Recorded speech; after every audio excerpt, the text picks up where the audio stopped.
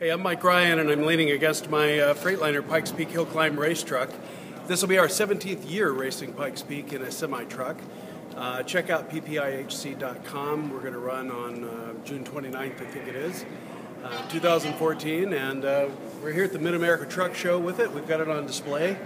Pretty excited to have it here. We just finished our drifting video, Size Matters 2, which you can find on YouTube, and at this moment I think it's over 400,000 hits already today. It's been up since Friday, so in 4 or 5 days. So we feel pretty good about that. So as exciting as that may be, the thing I'm really thrilled about is what's next. After 16, 17 years of racing trucks, I've kind of been by myself. I mean, we have some competition from time to time, but we have this unfair advantage that we've been doing it for a lot of years. This truck has now become a very sophisticated piece of equipment with a lot of electronics and a lot of manufacturers all involved in really making it amazing. But we want to go racing. We want people to join us. We want to have fun with this thing. And in thinking back in the days, when I was a kid, and guys before me, the mentors that I had, they would drive their race cars to the racetrack, race it, maybe slap a number on the door and throw the suitcase or the toolbox out on the side in the pits, and they go race their MGs or Triumphs or whatever they may be, and then they'd get in them and drive them back home. Well, in the idea of keeping affordable racing going, I've had the good fortune of partnering with two gentlemen. One is the president of the European Truck Road Racing Series, called TRO, Truck Racing Organization. Huge there. 165,000 people at the Nürburgring this past July. There were only 145 at the Formula One race the week before, so 20,000 more people came to see trucks race at the Nürburgring. And with that idea in mind, I ran into a gentleman named John Condren, who owns a series here in the United States called ChampTruck, as well as several other series. And so the three of us, Fabian, John, and I, have been talking now for several years, trying to develop a U.S. truck road racing series. And so the most exciting thing about being here at the Mid-America Truck Show is right here. This is our brand new #1 ChampTruck. It just got completed in about 6 weeks' time.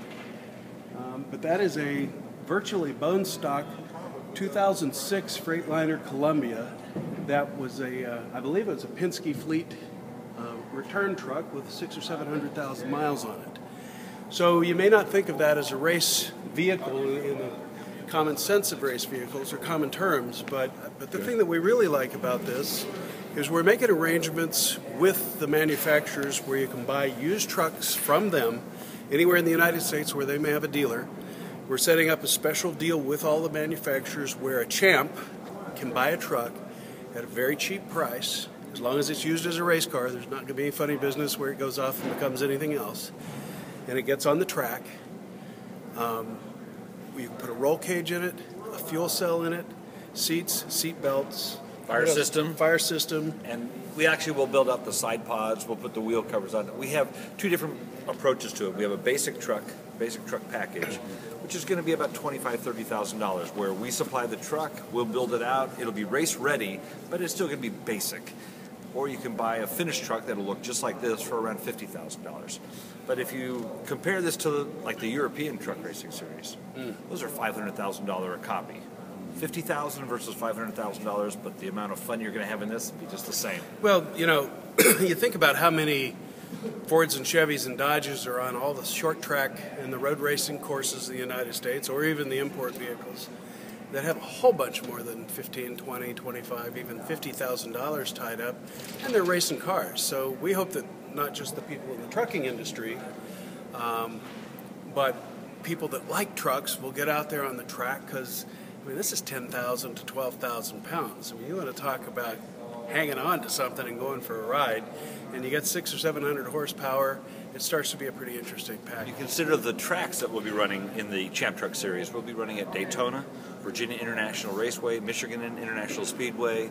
I'm talking What to... about the new guys down in Austin, the Formula One track? COTA, the Circuit of the Americas. I'm still talking to them. I don't have them for sure, but we definitely have contracts with, commitments with Daytona, Virginia, Michigan, Portland International Raceway.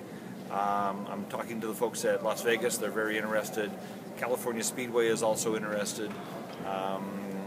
we've got 8 or 9 tracks that are all signed up for this, so it's pretty exciting. We're going to have a pretty good series. We'll be at Charlotte Motor Speedway April of 2015. That one's already in the bag. ChampTruck was just like what Mike was saying. Back in the 60s when I first started racing, I drove my Triumph Spitfire to the track, put numbers on it, and drove it home.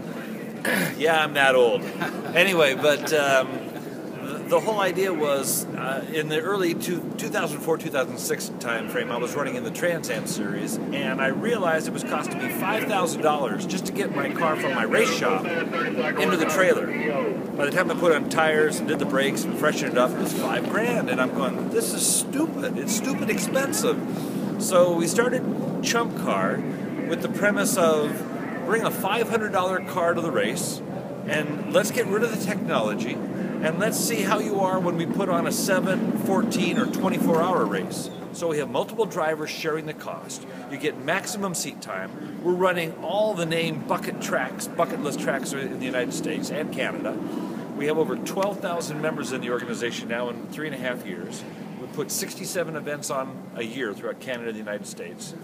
We're the fastest growing segment in motorsports in North America. We felt it was very important to have trucks that have electronically controlled engines because we think diesel exhaust smoke, black smoke is a negative that would probably hurt the series a lot. So we want to keep them clean. That's been a very successful experience they've had in Europe when they cleaned the trucks up. Fan base came in, the naysayers kind of quieted down. So we want to have clean running trucks. You know, we still have Freightliners and you know, Kenworths and Peterbilts and Macs and Volvos and Internationals. We want everybody out here. We want the trucks to look clean. We want them to look professional. You know, I feel with the 16 or 17 years of involvement in the trucking industry that I've had, I think I have a responsibility to try to put trucking in the best light possible. You know, as I know I spend all my time in the film business doing everything I can to put trucks in the worst light possible.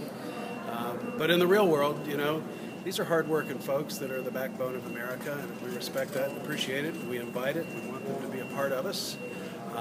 And we want it to expand to the larger audiences, you know, get out with the consumers. Because I know that the many times that I've been to Europe watching trucks race, it's an absolute hoot. And people are standing in the grandstands going crazy. You know, you get 3 or 4 of these things coming in a turn, you know, the whole NASCAR field doesn't get people standing up like these guys do.